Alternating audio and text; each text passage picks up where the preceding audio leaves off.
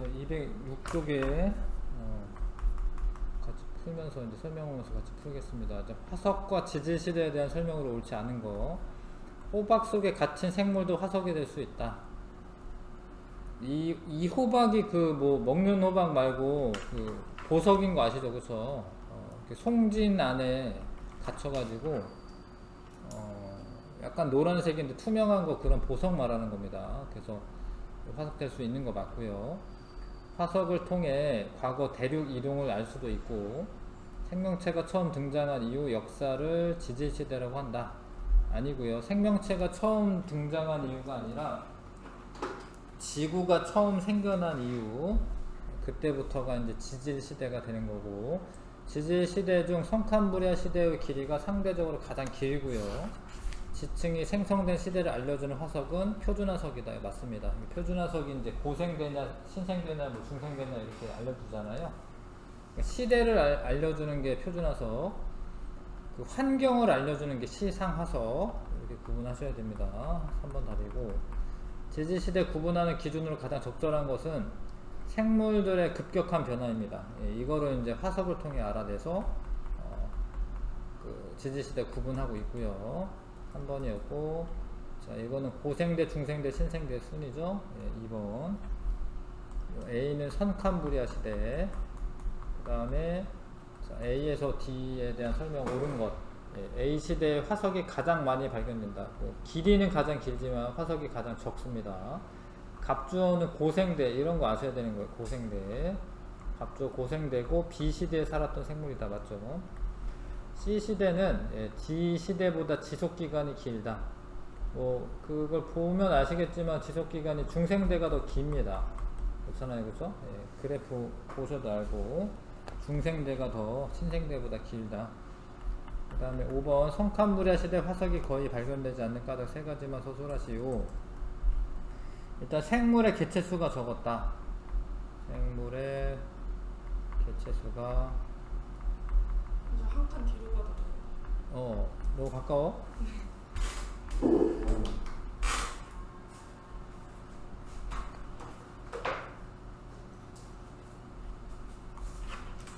적었고 지각 변동을 많이 오랫동안 받았다. 지각 변동을 받았다.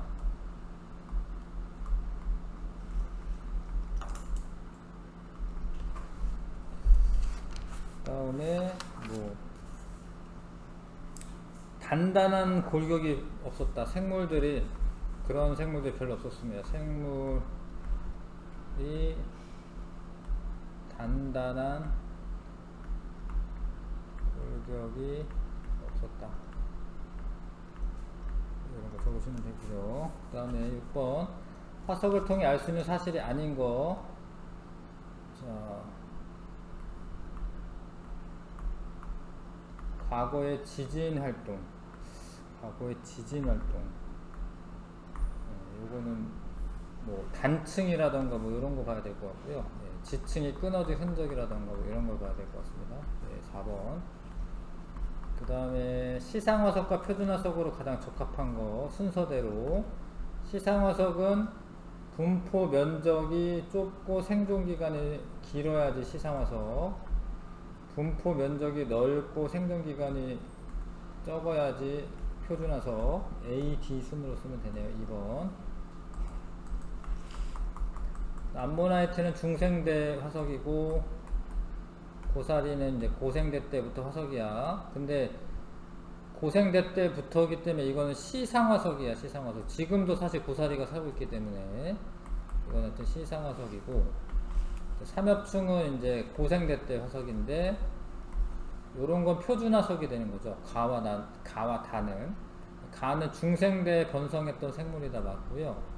나는 퇴적될 당시의 환경이 따뜻한 바다였다. 아니고 육지지. 습한 육지. 가에서 다 모두 표준화석으로 유용하다. 아닙니다. 표준화석은 지금 가랑 다는 유용한데 나는 표준화석이 될 수가 없어요. 네. 어떤 시대를 대표하는 건 아니다. 그 다음에 9번에 자, 지층이 역전되지 않았다라는 거는 아래에서부터 이렇게 쌓였다라는 말이야. 그래서 여기가 고생대 때고 근데 왜냐하면 이제 삼엽충이 보이니까.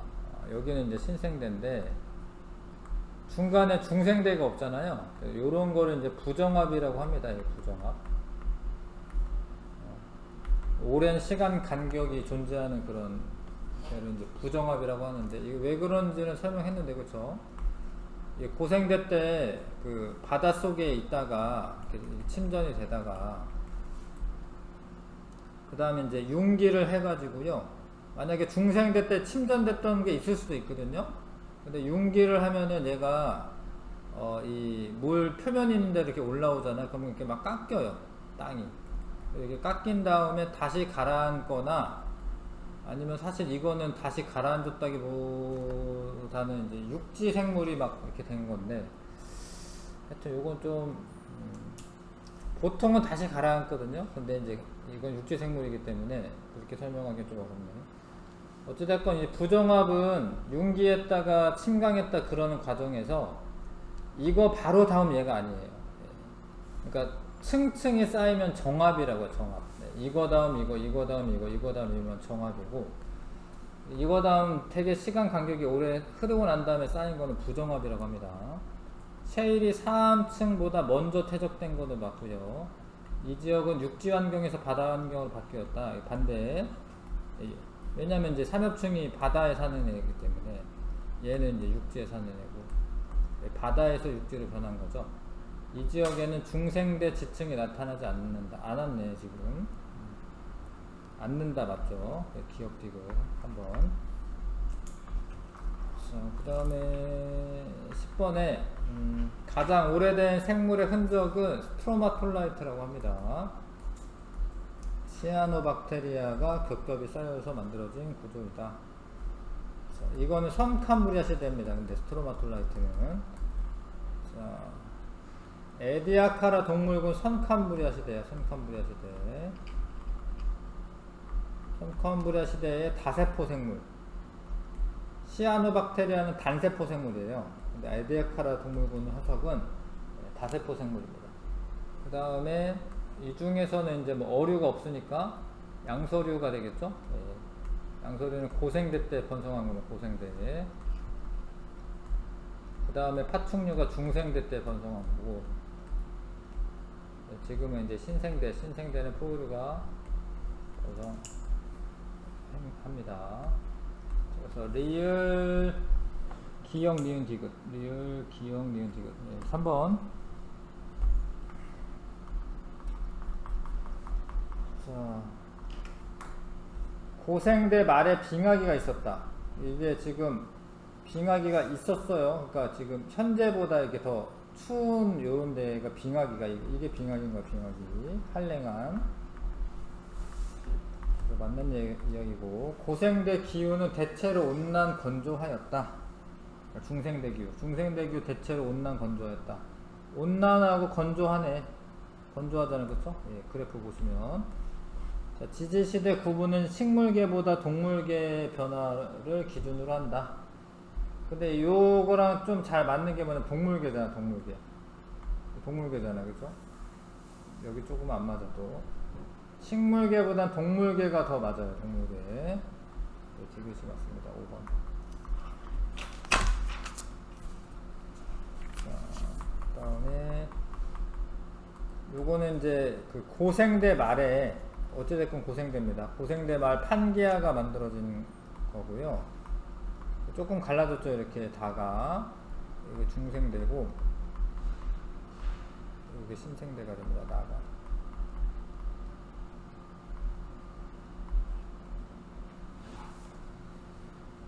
저거 매칭해야 되는 거잖아요. 고생대 때 번성했던 거 삼엽충이랑 그거밖에 없네요. 중생대 때 번성했던 거 암모나이트, 그 다음에 공룡, 그다음에 화폐석이랑 메머드는 신생대. 그래서 가나다 순으로 쓰는 거니까 기역 디귿 미음 들어간 거 2번 답하면 되겠네요.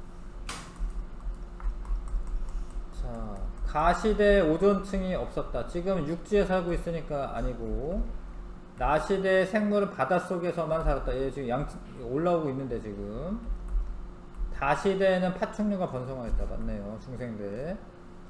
자, 시대 순으로는 나다가 순이네. 2번. 그러니까 디귿리을 5번 답이네요. 자, 이 장면에서 나타난 과학적 오류는 뭐 인류의 조상이겠지. 아무튼 인류 조상이랑 공룡은 같은 시대에 번성한 게 아닌 거죠. 공룡은 중생대에 번성하다 멸종하였고, 최초의 인류는 신생대 때 출현하였으므로 동물과 원신이 지구상에 함께 존재하고 있는 것은 과학적 오류이다. 이렇게 쓰시면 되죠. 얘는 아무튼 중생대 때 생물이고, 인류 조상은 이제 신생대 때 처음 출현합니다.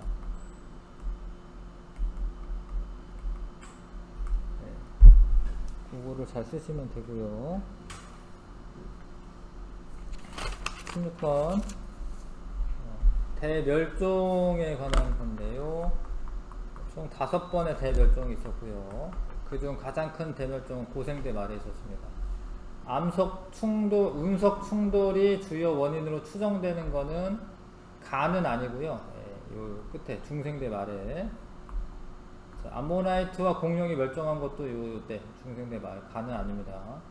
간은 5번 대멸종 중 멸종 규모가 가장 컸다. 맞아요.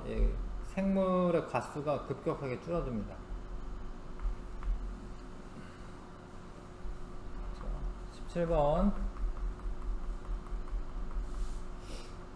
대멸종 이후 생물의 가수는 점점 감소하는 건 아니고 대멸종은 생물종이 증가하는 계기가 되는 거 맞고요. 생물 다양성이 가장 높은 시기는 중생대다. 뭐 그렇지 않지. 지금 신생대에 더 생물의 종이 더 많으니까 신생대가 되겠죠. 1번 답이고 1등급 풀어왔나요 혹시? 지금 한번 해보시고요.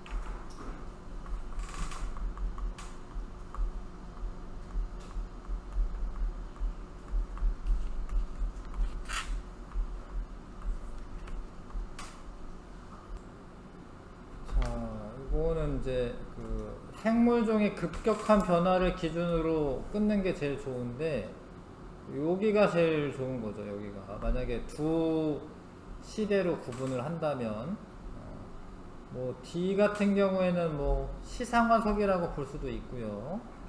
지층 A에서 F를 두 지질 시대로 구분한다면 경계로 가장 적절한 데는 C와 D 사이가 맞아요.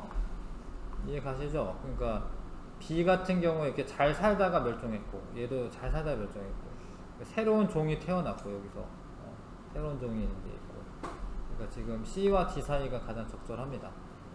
A와 E 중 표준화석으로 가장 적당한 것은 D다라고 하는데 D는 표준화석으로 적당하지 않고 그나마 고르면 이제 A가 사실 제일 적당합니다. A가 왜냐면 그 시기가 짧기 때문에 D는 시상화석으로 생각하셔야 되고요. A와 F의 퇴적 시기는 시간적으로 연속적인 관계에 있다. 이게 뭐 디귿이 좀 어려운 얘기인데 그러니까 이게 그 시간적으로 여기가 되게 뭔가 종의 변화가 급격하잖아요. 그러니까 요 사이에 사실 부정합이 있을 수 있어요. 뭐 딱 있다라는 말은 사실은 못하지만 지금 이 답이 1번으로 되어 있는데 요 C와 D 사이에는 시간 간격이 길 수도 있어요. 왜냐면 이제 이 변화가 컸기 때문에. 그리고 답은 1번으로 되어 있긴 해요. 근데 불연속적일 수 있다. 근데 그거를 또 완전히 불연속적이다 뭐 이렇게 말할 수 있느냐, 그것도 아니거든 사실. 그래서 아무튼 요게 종의 변화가 급격하기 때문에 이게 불연속적인 관계에 있을 수가 있습니다. 그래서 답은 1번으로 하는 게 좋고. 자, 생물의 광합성으로 대기 중에 산소 농도가 점점 증가하였어요. 특히 남세균. 그 다음에 지표에 도달한 자외선의 양은 자, 나시기보다 가시기에 많았다. 맞는데, 왜냐면 오존층이 형성이 되면 지표에 도달을 못하기 때문에 네, 맞는 이야기고, 육상생물은 나시기에 출현하였다. 이것도 맞죠. 네. 오존층이 형성되고 난 이후에 육지 위로 올라올 수 있었다. 5번이 답이고요. 자, 고생대에는 빙하기가 있었죠. 지금 빙하기 분포 범위 써져 있습니다. 중생대 기후가 온난화였다. 맞아요. 중생대는 빙하기가 없었다라는 거 아셔야 돼. 그 다음에 신생대에는 중생대 후기보다 대체로 평균 해수면이 높았을 것이다. 근데 아닌데 왜 그러냐면 이게 빙하가 많으면 얼어붙으니까 해수면이 낮아지는 거예요. 빙하가 녹으면 해수면이 높아지는 거고, 빙하가 많잖아요. 그러면은 해수면이 대체로는 이제 신생대에는 낮아지는 거죠. 신생대에는 낮아지는 거죠. 3번.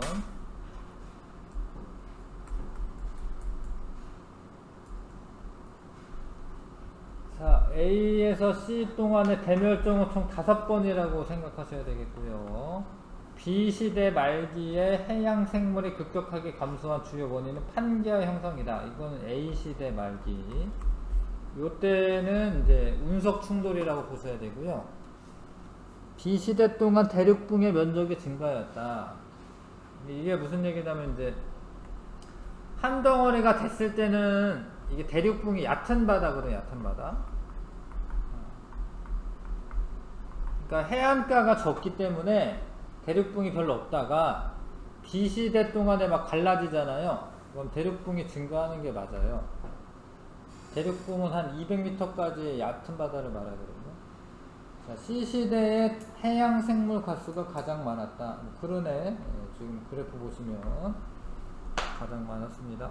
3번.